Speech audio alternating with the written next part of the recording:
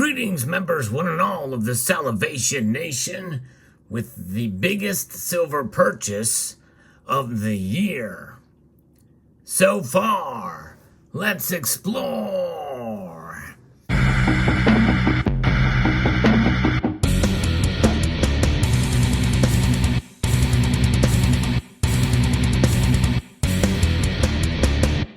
Yes, indeed, some of this is quite reflective, as typically is the case with silver. We're going to take a look at what I had purchased. This video is a little bit of a long time coming. Some of this ahead for a while, but this was bought in one full swoop at my local coin shop. Fairly decent premiums on it, but nonetheless, some of this stuff has sold out very, very quickly. In fact, I wanted to get another one of these 10-ounce bars and to put on layaway, but they had sold out of it very, very quickly. But let's take a look at this first. The big Cajone, the 10-ounce silver bar by Pam Sweet. This is a very nice 10-ounce bar, beautifully done. It is this sort of a cast bar here with a brushed finish that you can see here. Very, very nice. I love the way it feels in the hand. It's just chunky enough. Just chunky enough indeed for that. So very, very good. There's a certificate of authenticity that comes with the piece. So adding another 10 ounces to the stack in bar form. It said, yes, I'm still buying silver. And I'm going to talk a little bit about that and I'll showcase some of the other pieces that I have here. But let's get to the second piece here and show. It is a 2016 American Liberty Silver Medal. This has a little bit more of a premium, but they did give me a fairly decent price for it. You actually saw this in a prior video, but there it is.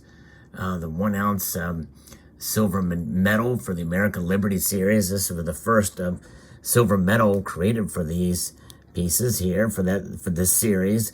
Every other year, they produce a medal, or along with that complements the gold.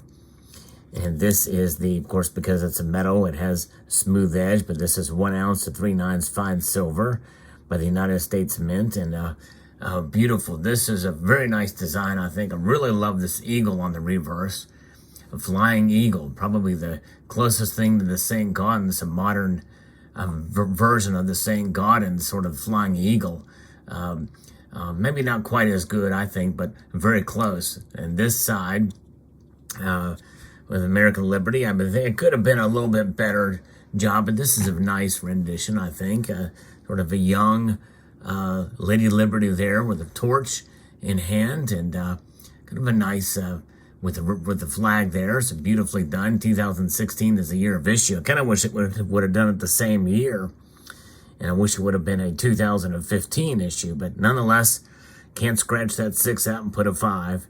But it's very nicely done, and this is just a superb example, perfect all the way around, with the evenly struck and very nicely done. Beautiful finish on this. This one happens to be the W Mint mark from West Point. They made them for this year. They made them in West Point and in San Francisco. So that essentially means that we've got ourselves 2 medals that were released that year, and the mintage on them is 12,500 a piece. So we'll put that there to kind of take a look at, a gander.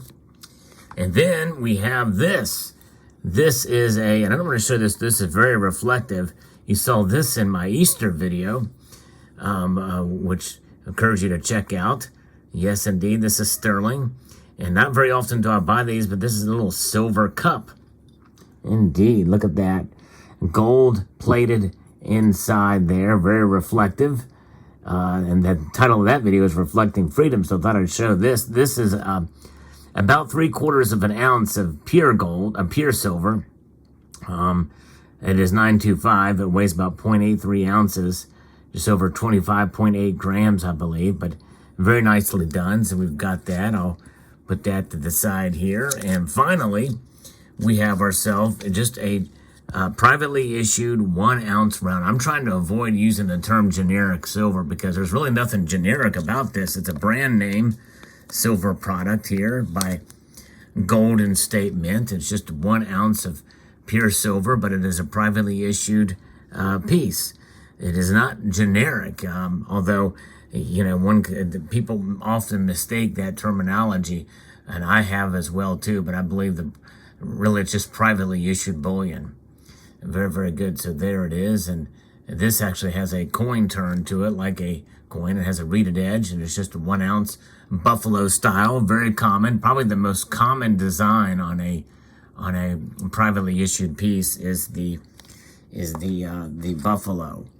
Very nice. So I'm going to put that here, and I'm going to actually take this out and showcase this on its own right in front. And so there is the silver that I have purchased. Very, very nice. This over here. I'm going to take a look at all of it together. So that's just over 12.75 ounces, let's just say, of pure silver. Well, this is sterling silver, I digress. But nonetheless, I am still buying silver, even though most people understand that I have kind of shifted focus more towards gold in recent years, heavily focused on gold now. But this is an example of some of the silver that I'm still buying. I still think silver is I think it's undervalued, although not as undervalued as some others feel in this community, but I do feel it is undervalued. And an opportunity, and when there's dips, I'm going to buy it and try to get it for the lowest price possible if I can.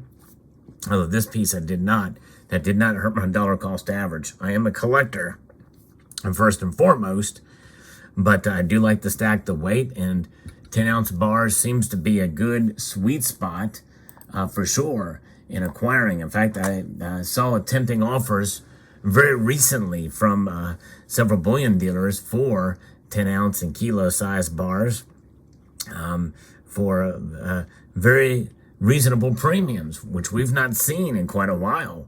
So that was kind of encouraging to witness. Could that mean that we may be nearing the sunset of high premiums for silver? I kind of doubt it, but some of these I think are here, and they are a little bit lower price, and I think that at least for now we can take advantage of them. And these higher premiums that we've been paying for silver have been quite discouraging, but I think there's a couple of reasons for it. I think first and foremost would probably have to do with the supply chain issues that we've been seeing, and a huge demand for the physical product. We've seen a lot of that since really March of 2020. Great demand, and then we saw the silver squeeze movement, which created a lot more demand, and pretty much it's been steady with the demand ever since then. And I think that's going to continue. And so, when people have to weigh the pros and cons of buying silver in this kind of environment, with the premiums being as high as they are, for stacking, for collecting, it's a little different situation, a little different scenario, story. But nonetheless, when you take into account all the different things and all the different ways to be able to accumulate, you can pay very, very high premiums for silver, and you can also pay lower premiums these days, but not as low as we'd seen in the past. I remember when it wasn't terribly uncommon to pay, 50 cents or $1 over spot for privately issued bullion. But those days are long gone. This is a piece I paid quite a premium for, just for fun, essentially. But silver comes in all different forms, all different styles, and that is not the shortage of supply, or a shortage of variety is certainly lost on most people, because there's so many different choices out there. There's no shortage of variety. There may be a shortage of some certain products, but not for the variety of the pieces out there, which really means there's no shortage of silver per se, just a shortage of certain silver products. Because I remember when the bullion dealers were wiped out of silver, a lot of the higher premium stuff was still available. You could get it. You just had to pay a premium for it. But nonetheless, it is what it is. And I would encourage you, if you are stacking silver, to be on the lookout for those bargains and for those deals. They are out there. You just have to search. There's different ways. I think it's good to sign up for some of these email lists from some of these bullion dealers to see what's available. Check your local coin shops as well. You know, many times they will have some deals if they're moving it fairly quickly. They want to get it out of there, especially if the price typically drops or whatever. They may give you a good bargain on them. You know, who knows? But nonetheless, I'm still buying it, and I may buy more before the year is out. I'm trying to be a little bit more versatile this year than I was last with some of the purchases. Last year was heavily concentrated on gold, and almost to a fault. I did buy some silver, but mostly gold. And so this year I'm thinking about maybe accumulating more silver for weight. But nonetheless, to each their own as far as how they strategize making purchases. My strategy is to try to lower my personal gold to silver ratio, which it's kind of tough to calculate as a stacker out there, or as a collector, one who collects probably more so than stacks. But nonetheless, there it is. So there, I hope you enjoyed this video on silver and some of the silver that I've been buying here. I would like to extend a multitude of gratitude to you all for taking the time to watch. And I want to ask you before we go is what's been your largest silver purchase this year? If you can put that in the comments below, I would greatly appreciate that. I would be very curious to know if you're comfortable sharing that information. So for me, it's obviously this is not much for a grand scheme of things, but for others it would be considered a lot to purchase, you know, over 12 ounces. So let me know what your biggest purchase has been so far this year. Again, a multitude of gratitude to you all for taking the time to watch. And I want to encourage you to please rate, share, comment, and subscribe.